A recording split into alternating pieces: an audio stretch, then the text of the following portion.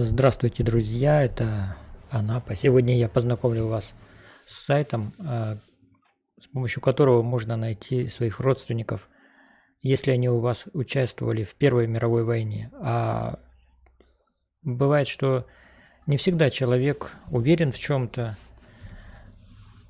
поэтому если вы знаете фамилию, имя, отчество и еще какие-то данные, ну, хотя бы фамилию, инициалы, может быть, место, где родился человек, то вы можете обратиться к этому сайту и найти своего родственника.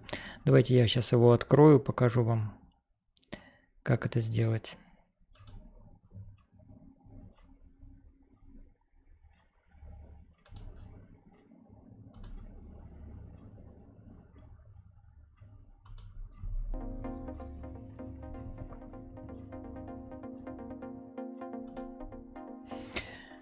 Ну вот, сайт называется gwar.mil.ru. 14-18 годы. Памяти героев Великой войны. Хроника событий, герои войны, документы, захоронения, структура армии, книги. Вот все, что можно здесь, на этом сайте, увидеть. Но здесь, как видите, здесь вот надо вводить. Так, так.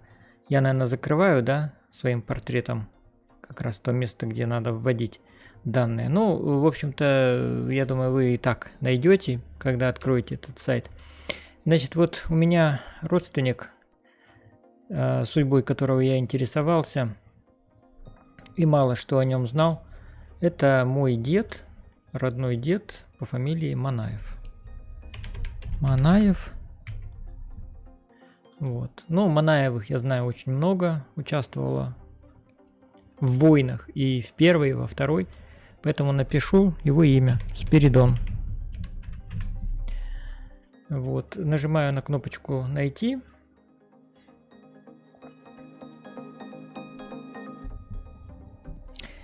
И что мне даст поиск?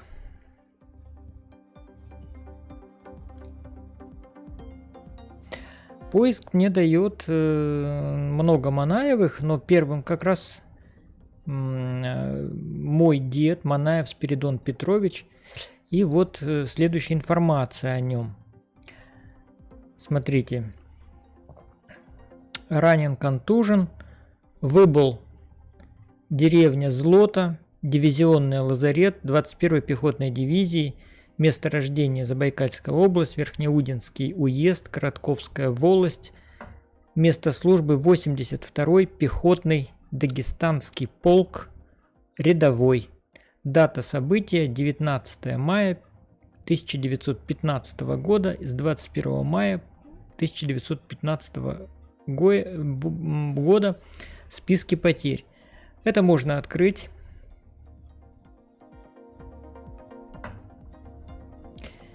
И непосредственно посмотреть уже отсканированный документ.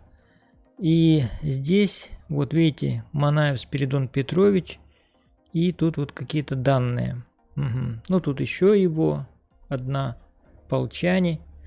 Здесь, в общем-то, информация повторяется. Написано, где хранится этот документ. Российский государственный военно-исторический архив. Потом, значит, похожие документы. Здесь вот похожие имена. Так, еще какая-то карточка с указанием фамилии, имени и отчества моего деда. Я еще ее открываю. Вот. Ну, поскольку я уже с этими документами знакомился, и они очень помогают, друзья мои, как бы пролить свет на жизнь человека, на его боевой путь. И вот, смотрите, такой интересный документ. Сейчас я попробую его увеличить. Да, вот я его увеличил. Вот тут написано Манаев. И документ Всероссийского земского союза помощи больным и раненым воинам. Я о нем тоже потом в энциклопедии нашел информацию. Очень, конечно, интересное учреждение было создано во время войны. Чем оно занималось, все это вы можете найти в Википедии. А в этой карточке что написано? Смотрите, уведомление о приеме раненого или больного, поступившего с театра военных действий. Губерния. Но тут ничего не заполнено.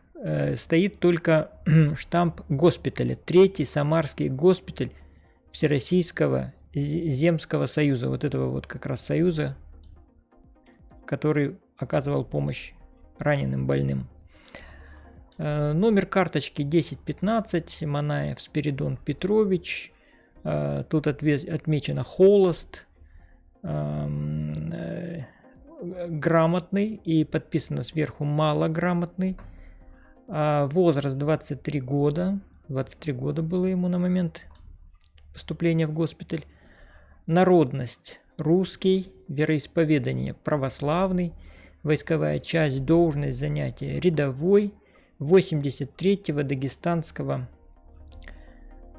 полка, 13-я рота. Но здесь указано неверно, и название вот этого вот, что это 83-й.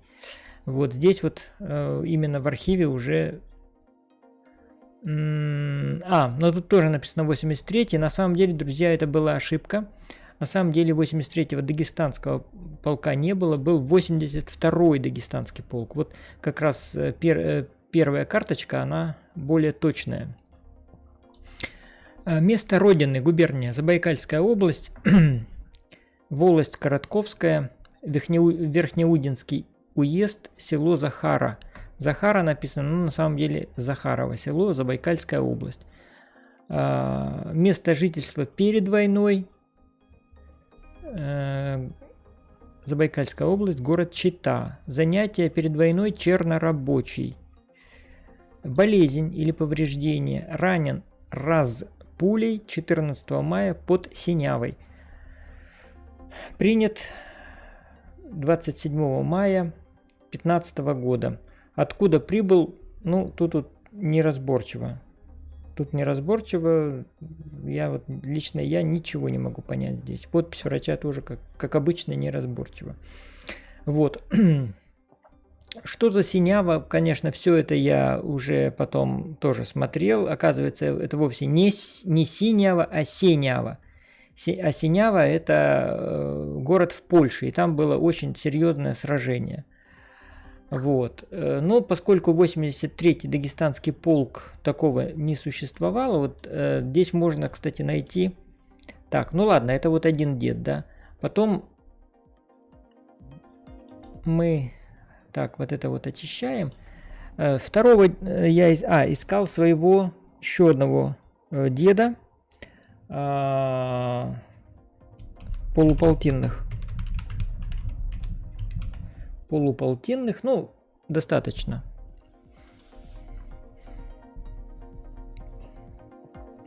И здесь у нас нету, а я, в общем-то, знаю точно доподлинно, и в других источниках эта информация есть. Это то, что дед награжден 2 георгиевскими наградами, вот, 3-й и 4-й степени. Но здесь зато есть его брат, родной брат моего деда, Тимофей Михайлович. Смотрите, у деда было 2 брата, Никита Михайлович и Тимофей Михайлович. Так вот, Тимофей Михайлович тоже отметился в боях, но отметился чем? Ранением.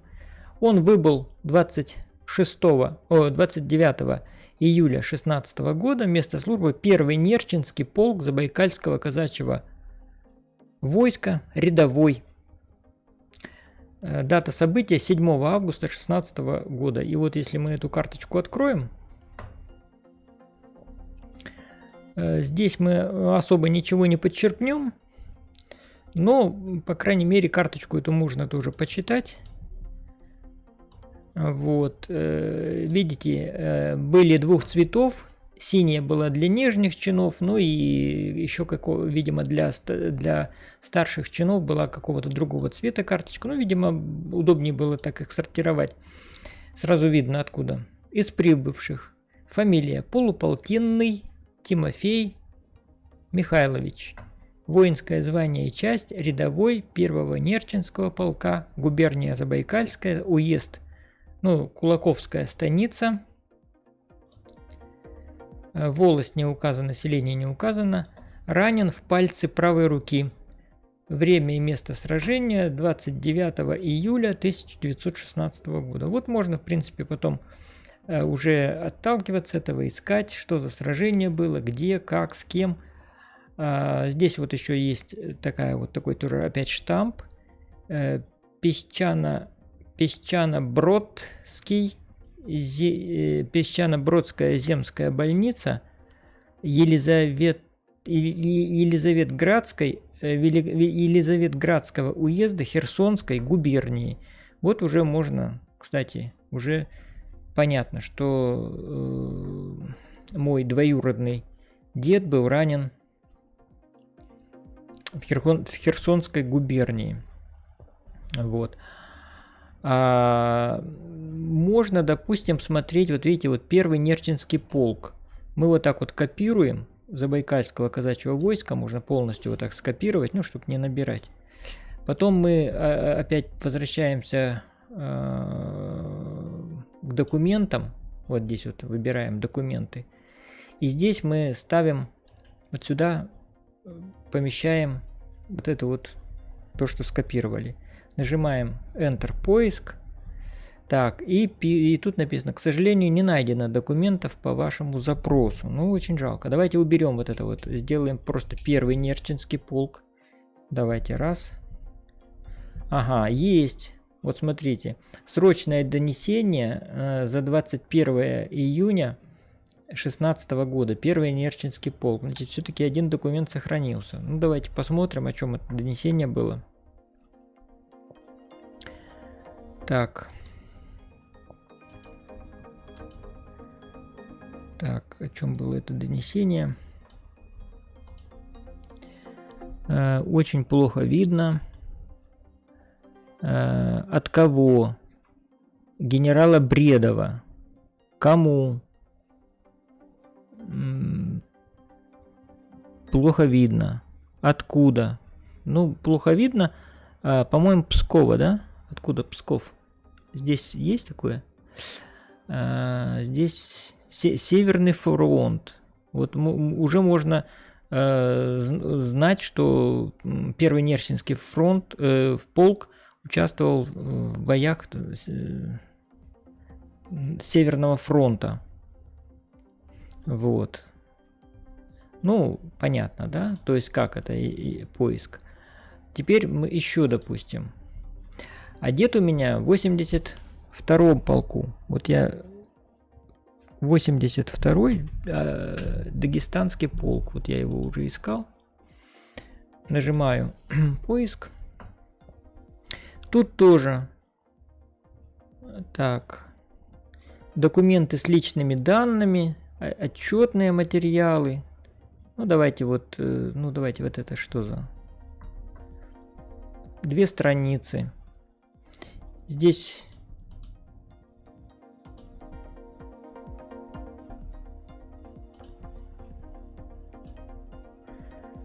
26 августа у фольварка Домбровка ефрейтор команды связи Ефим Харитонов был послан поверять телефонную линию, очутившись вдоль. Ну и вот, в общем, о герое вот этого вот связиста Харитонова. Вот.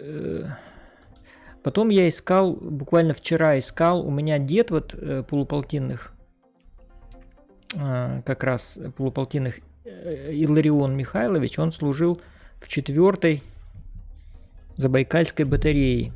И вот если вот сюда в наименование документа вбить 4-я Забайкальская батарея, вот, то тут можно, смотрите,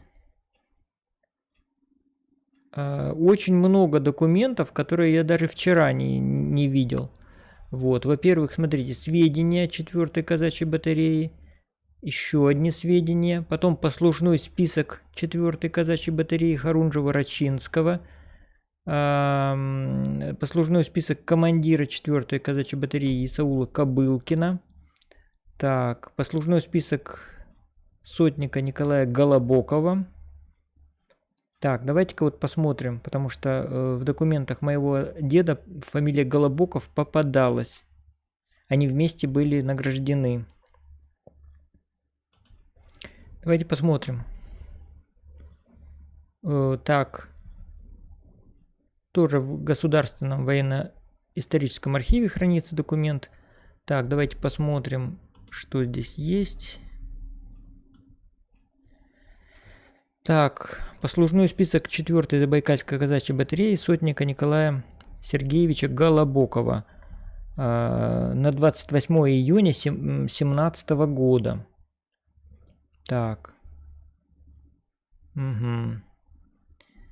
Здесь 9 страниц. Открываем вторую страницу. Так, смотрим. Послужной список. Должность младший офицер.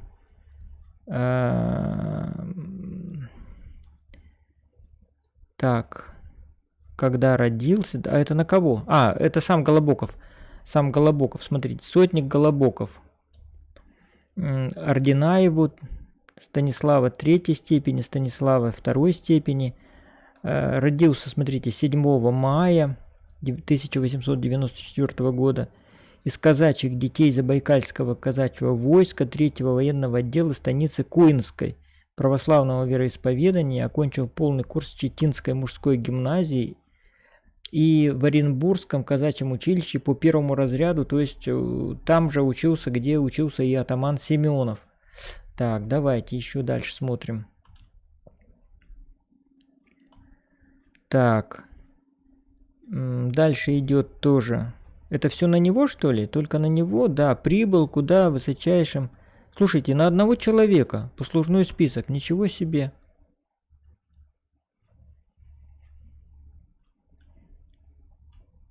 Всего лишь на одного человека. Надо же.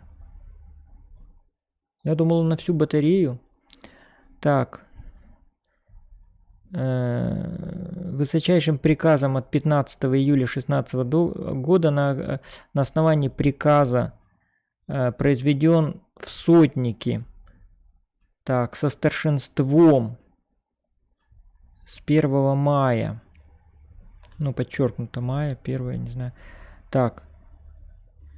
Приказом Кавказской армии от 15 февраля 17 года награжден орденом Святого Станислава 2 степени с мечами. Так, а что за еще там на других страницах? Холост в походах, в делах против Турции. Так.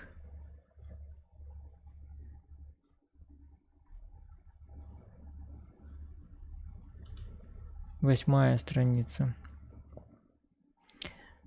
Перечень боев против Турции, находясь в составе батареи, был в боях.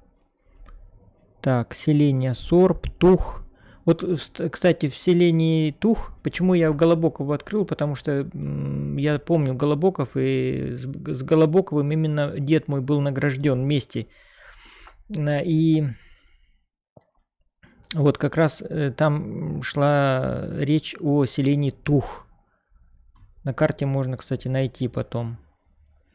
Селение Хохрень. И я могу предполагать, что так как дед у меня служил именно в этой батарее, то вот, скорее всего, с этим Голобоковым они и прошли бок о бок вот эти бои. Наградной лист, смотрите, вот сейчас это может быть очень интересным, я в первый раз его открываю. Так, наградной лист Забайкальского казачьего артиллерийского дивизиона на сотника Льва Сулькевича. Так, представленного к чину подъясаула. на основании ничего себе приказа. Так. Последний лист. Как все расписано. Так, магометанского, кстати, вероисповедания он.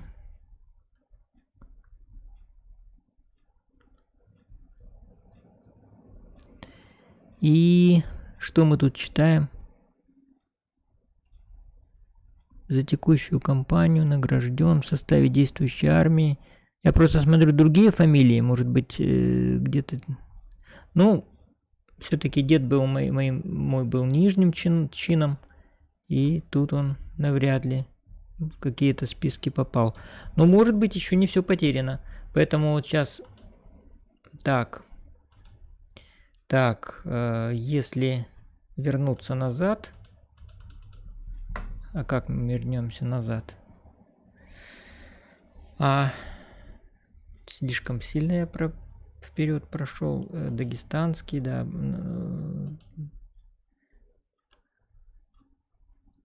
Как-то я далеко ушел.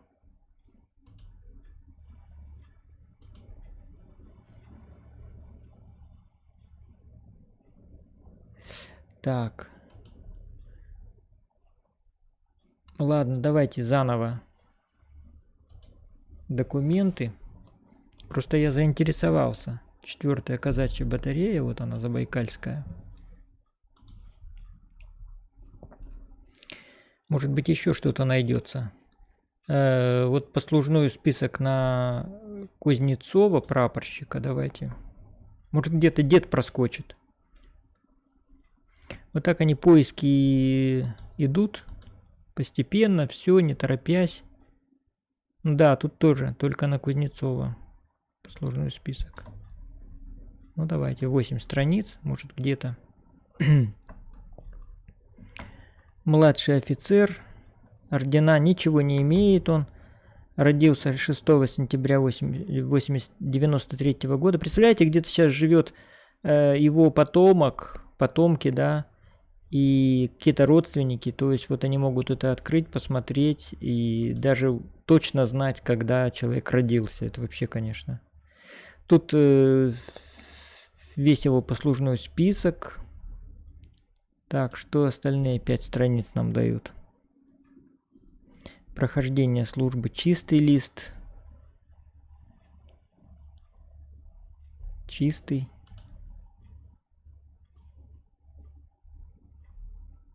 Чистый. Неужели все чистое? Остальное. Холост. Ну, может быть, он остался живой и все-таки, может быть, потомство он оставил. Так, понятно. Понятно. Как же назад-то мне? Ага, вот. Так, Голобокова посмотрели, Кузнецова посмотрели. Кобылкина. Кобылкин тоже вот у нас в Забайкалье, это такая достаточно распространенная. А тут 10 аж у него страниц.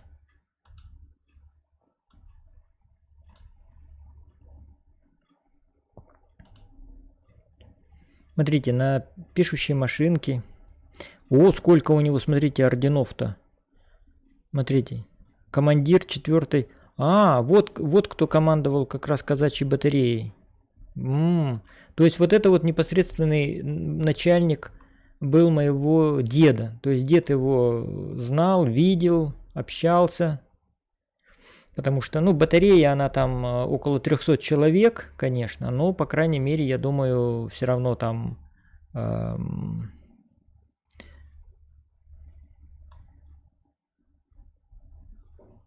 было какое-то общение. Смотрите, сколько наград. Родился в 1887 году, а всего лишь на год старше моего деда. Мой дед 1888 года. Православного вероисповедания, сын полковника, уроженец города Читы. Учился в Хабаровском кадетском корпусе, окончил курс 3 классов. И потом в Константинопольском училище по 1 разряду, то есть по высшему. Вот. Жалование в год, видите, 1080 рублей, добавочных к жалованию 360 и столовых 900. Ну, то есть, как у нас потом стало пайковые. Интересно. Так.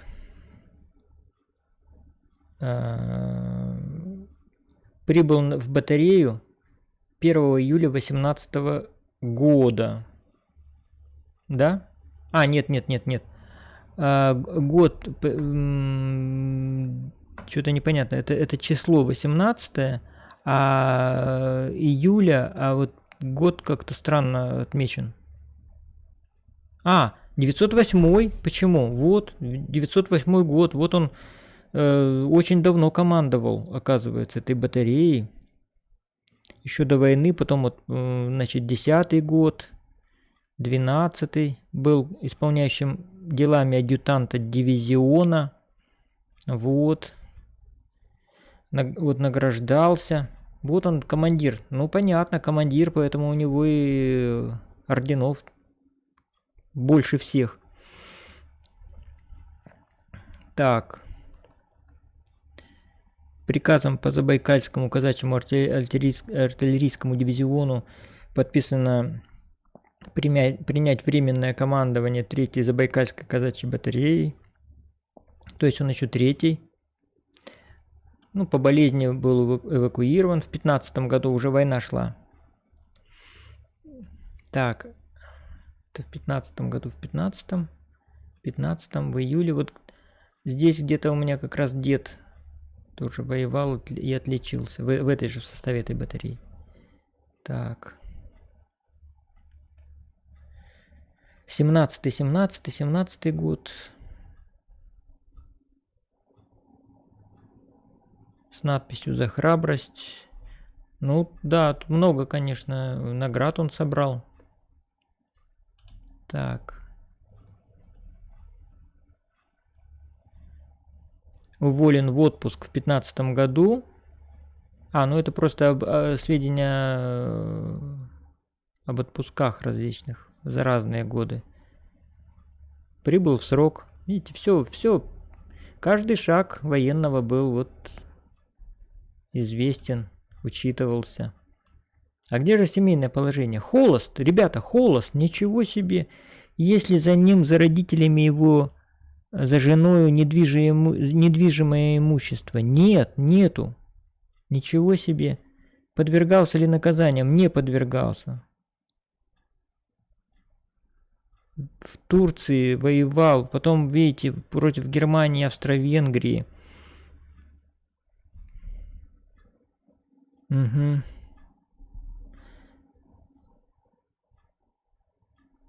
Подвергался, смотрите, во время проведенной противником газовой атаки отравлен удушливыми газами и остался в строю, хотя и подлежал эвакуации. Ну, герой. Почему холост? Вот это непонятно.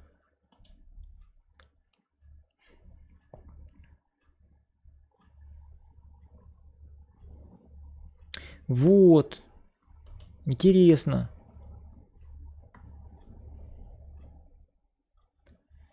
Так, это мы посмотрели Рачинского, Кобылкина. Кобылкина, это Кобылкин был, да?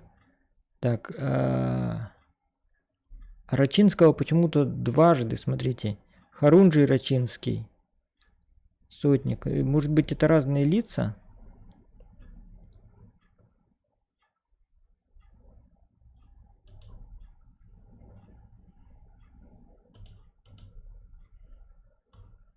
Тут от руки.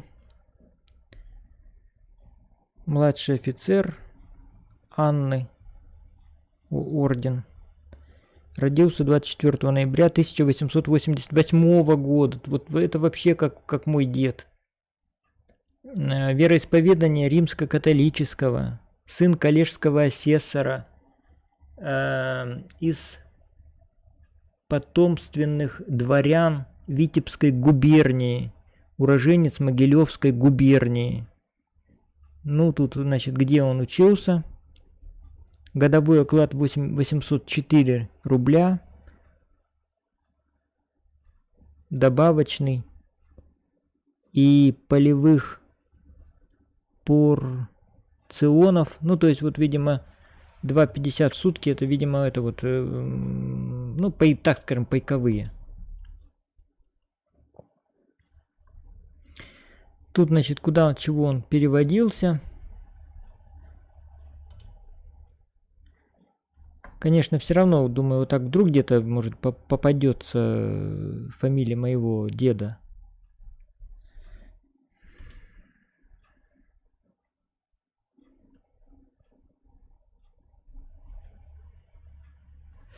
Нет, ну нету.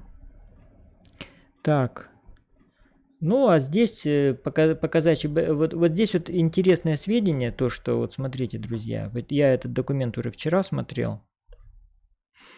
Тут он интересен тем, что, вот смотрите, награжденных Георгиевским крестом 4 человека, казаков, и Георгиевской медалью 6.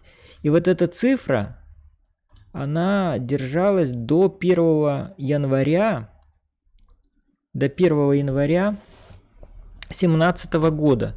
Хотя дед мой получил награду в 2015 году.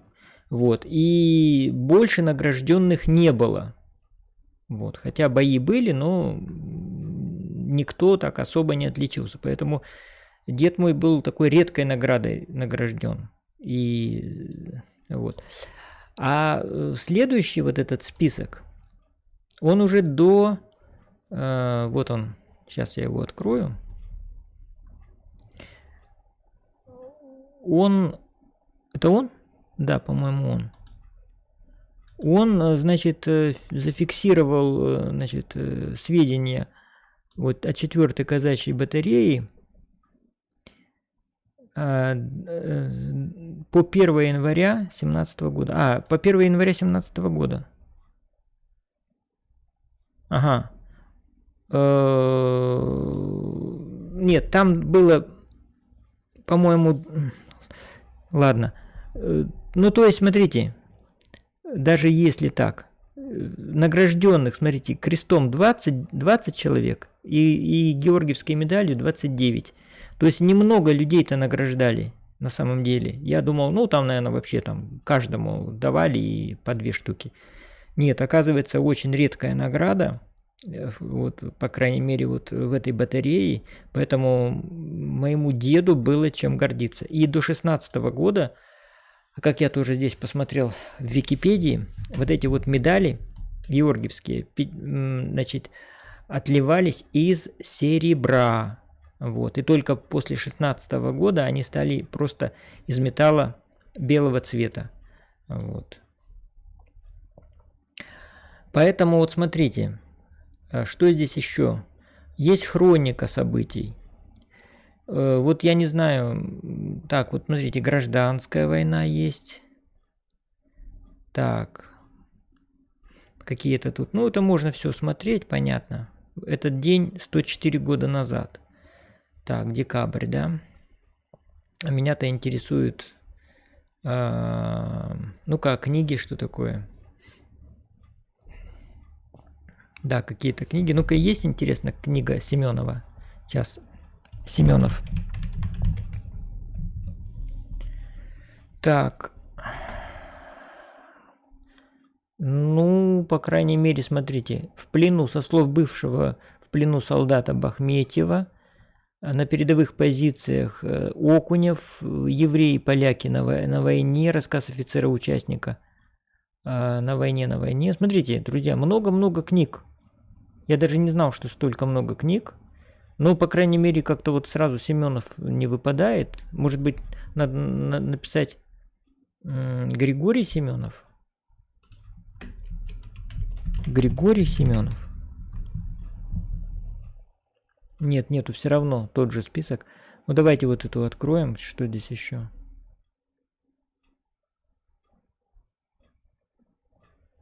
Да, тут какие-то, похоже, чуть ли не самоиздатовские.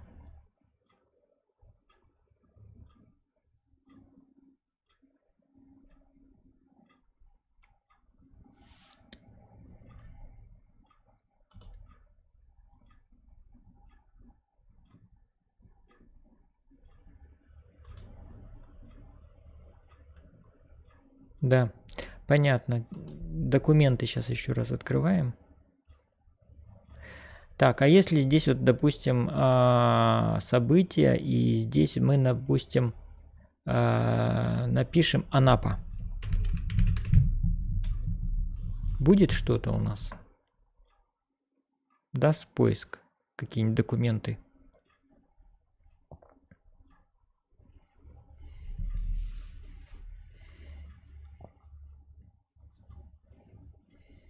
О, смотрите. Письмо заведующему санаторию акционерного общества курорты Анапы. Переписка 16 год.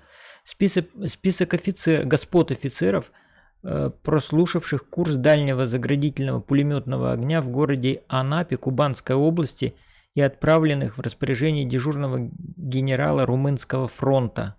В 17 году, видите, здесь, оказывается, слушали курсы пулеметного огня. Ну-ка, давайте посмотрим. Интересно, как выглядит документ.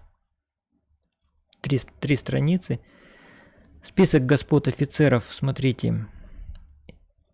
Ионов, Коронных. Фамилия какая интересная. Коронных. Угу. Какого полка? Ас, Суджи. Ну, Суджинского понятно, а вот Ас трудно разобрать. Так. А когда-то в деле, смотрите, пронумеровано было 190 листов, а осталось только 3.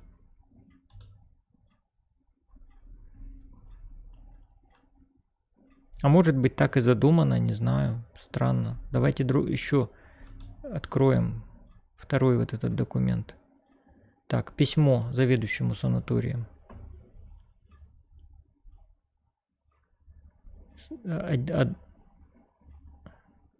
Угу. Тут просто даже не письмо, а записка какая-то.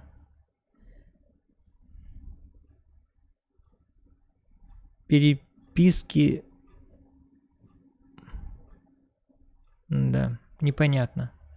Да. Так.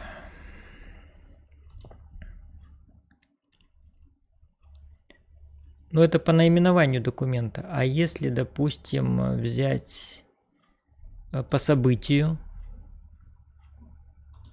А по событию тут нет. Тут такого нет. Тут уже перечислены битвы, Венское сражение, Брусиловский прорыв. Угу. Угу. Ну-ка, а Халилбей есть такое? Халил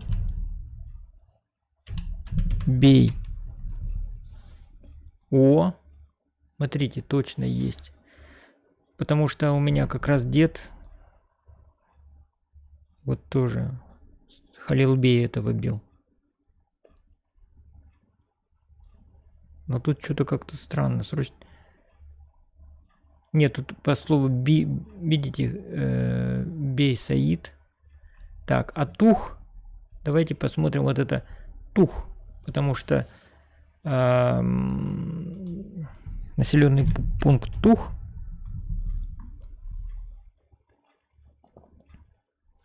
Послужной список, смотрите. А тут вот как. Туз, Аух, Тур. То есть он все вот это вот. Дух.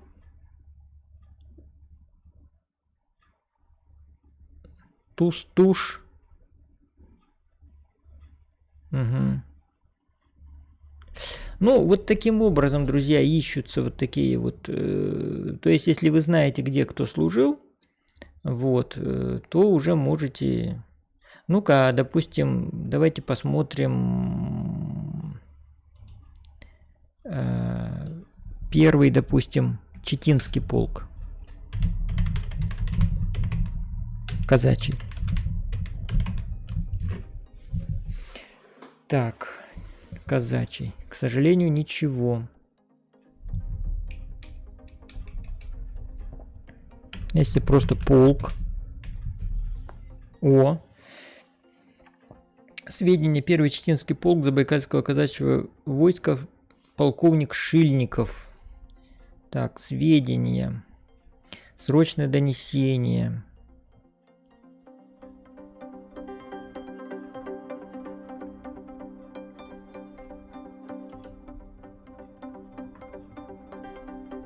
Интересно, сделают когда-нибудь по гражданской войне, а? Такое вот.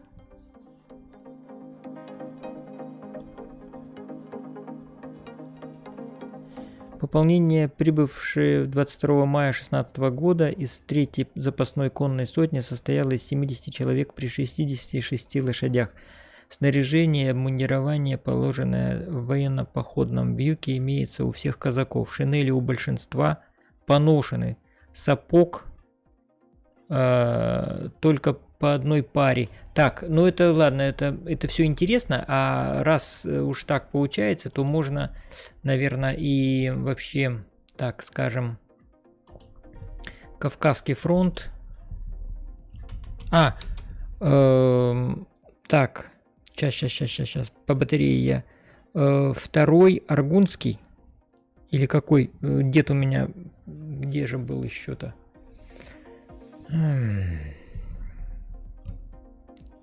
Ну ладно, просто Кавказский фронт. Кавказский фронт.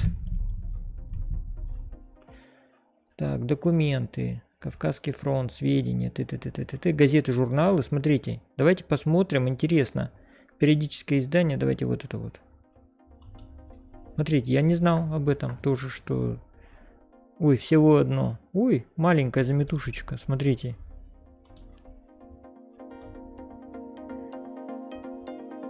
На Моссульском направлении наступление противника на Рендус было отбито, на остальных направлениях ничего существенного не произошло. Наши войска, действующие в районах Карманаших, вошли в связь с английскими войсками на реке Тигр, ниже Кутилямара. 9 мая наши казаки прибыли в ставку, командующую английским месопотамским корпусом. Так, а у меня еще возникла идея. Дело в том, что вот это вот Синява, где дед-то мой был ранен, Манаев, который, почему бы не написать Синява?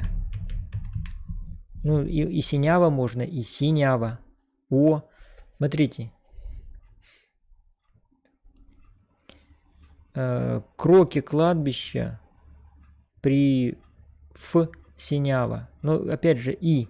Ну, понятно, там Синява, кто там особо вдавался.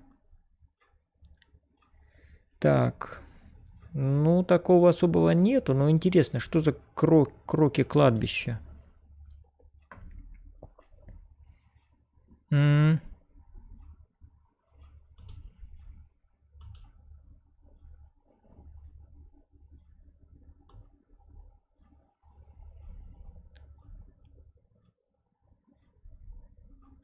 В общем, просто какая-то карта, рисунок. Понятно. Так. Так, послужной список прапорщика Шпагина Седова. А тут просто Седова. Ну-ка, вот газеты, журналы. Интересно. Тоже какая-то вырезка.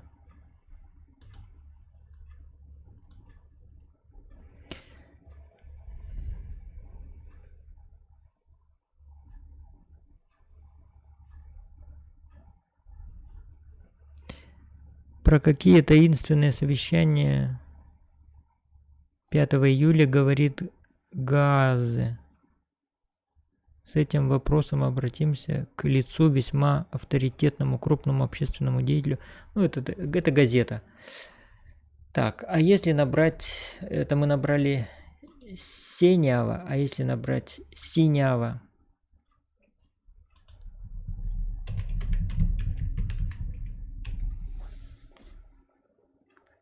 Так, то же самое. Ну, тут уже, смотрите, Петру Синему. Тут даже такие созвучные, но это интересно. А вот еще у меня дед в какая-то деревня Злота.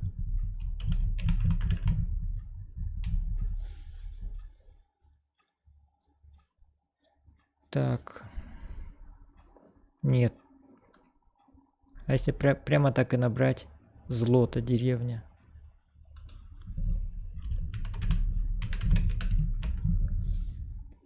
Нету ничего. Так. Ну, а вот, допустим, еще один у меня родственник, Добеев. Добеев. Ну, фамилия редкая. Вот. И... А, так это я, кстати, это в документах. Понятно. Тут переписка. Ну, это тоже интересно. А может здесь набрать полуполтинных? А?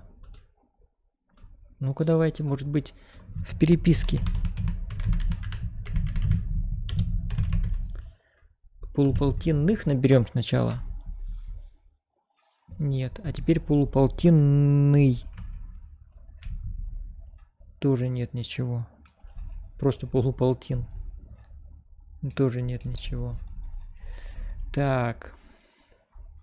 А если слово казак просто набрать?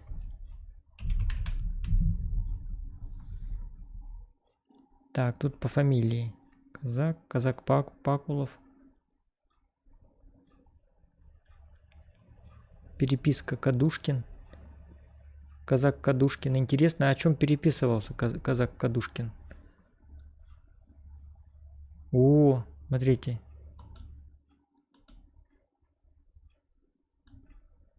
Новочеркасск. 24 апреля 2015 года. Ваше высокопревосходительство, Василий Иванович,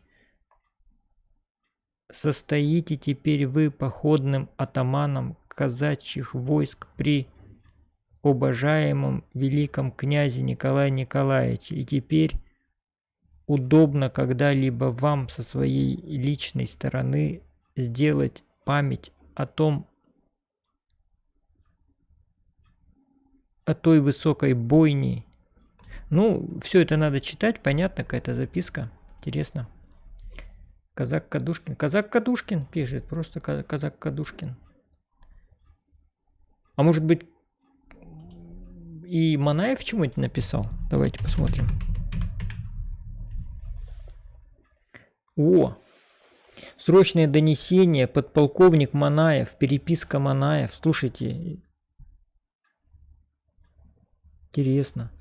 Ну, оказывается, видите, подполковник Манаев был. Интересно, откуда он был родом?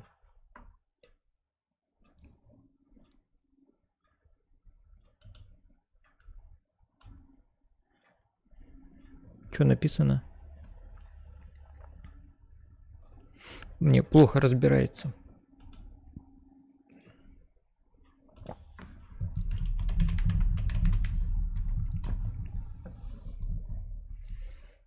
Так, переписка Манаев.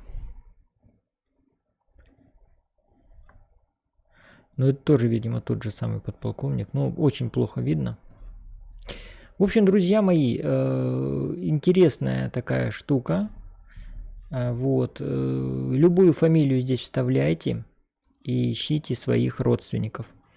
Вот. Мне, к сожалению, больше особо некого вставить. Ну, вот, допустим, по линии Наташи, у нее у матери фамилия была Чуманова. Чуманов. Посмотрим. Вот, Чуманов Иван, Уфимская Да, как раз вот это Юрузаново. Наташа вообще родилась в Юрюзане, а тут село Юрузаново. Ну, то есть как бы уже какая-то интересная такая связь вырисовывается. А вот Чуманов Григорий. Ну да. Чуманов Григорий.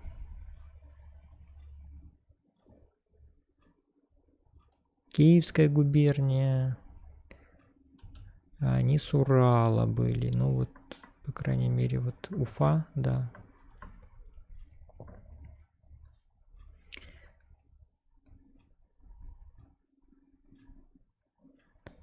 Чуманов Григорий Иванович. А тут вот третий сибирский стрелковый полк. Разные. Варшавский полк. Чуманов. Варшавский полк. Ну-ка, интересно. Тоже вот картотека потерь. Посмотрим. Там обычно достаточно много интересных сведений. Угу.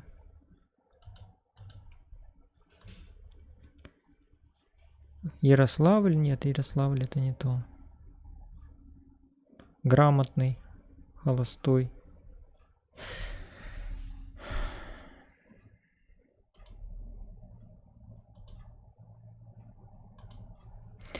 Ну вот, друзья, так вот можно искать. То есть я вас познакомил с этим сайтом. Вспоминайте своих дедов, бабушек, прабабушек, прадедушек. Достаточно одного имени. Ну и фамилии, я имею в виду имени, фамилии, имя, отчество. Желательно, конечно, знать еще и место рождения. Ну, тогда можно с какой-то вероятностью определить, что это ваш родственник. Особенно, если вы о нем знаете, вот как я. Если сохранились в семье какие-то там документы, какие-то легенды, что вот воевал там-то, там-то, там-то. Ну, проверьте, проверьте. Это только Первая мировая война, друзья мои, Первая мировая. Есть еще сайт по Второй мировой войне, и там тоже очень много есть информации. Нужно знать свои корни, нужно знать, откуда мы есть и пошли. Поэтому нужно не забывать этих героев, которые в Первую мировую тоже проливали кровь за Отечество и царя, и веру православную. Поэтому давайте искать. Может быть, вы тоже можете подсказать какие-то интересные сайты. Сайты есть еще. Вот, допустим, сейчас у меня есть еще минут 10. Вот смотрите. Вот у меня тут есть такой список. И так, сейчас. Тут есть интересные. Так. Тоже это я делал закладки, просто что-то мне попадалось интересное. А, вот Первая мировая война, ну это, наверное, то же самое. Да, это то же самое. Да, это то же самое. Вот так вот она выглядит, кстати, главная страница.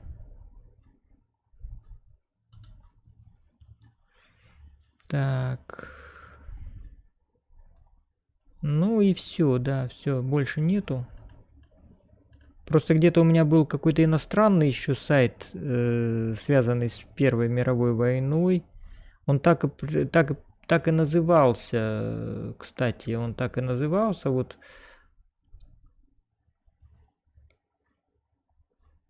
14-18.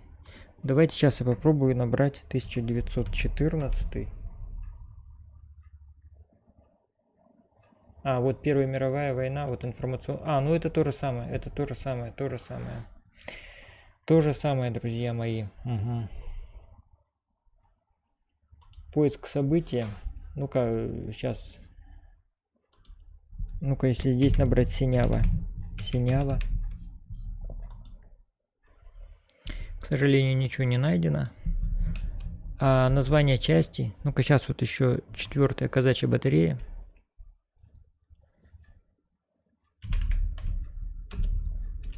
Забайкальская батарея. Не буду сильно расписывать. Да, к сожалению, ничего. А если просто казачья? Так. Тут что-то нашлось. Кстати, Персия. Вот смотрите. Кстати, Персия. Это вполне возможно.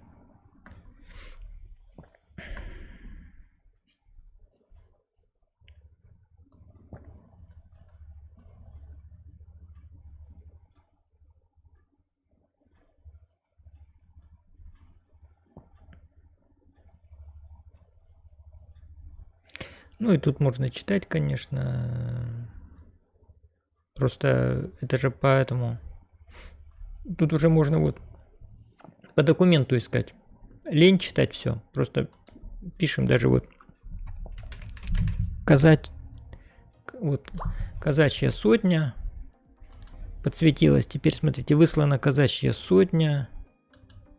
Так, вот первая Кавказская казачья дивизия. Тут вот видим первый Уманский полк. Так. Угу. Ну и тут, смотрите, Адагума Азовский полк Кубанского казачьего войска. Ейский полк казачьего войска. Угу. И даже фотка есть, смотрите. Угу. Ну вот.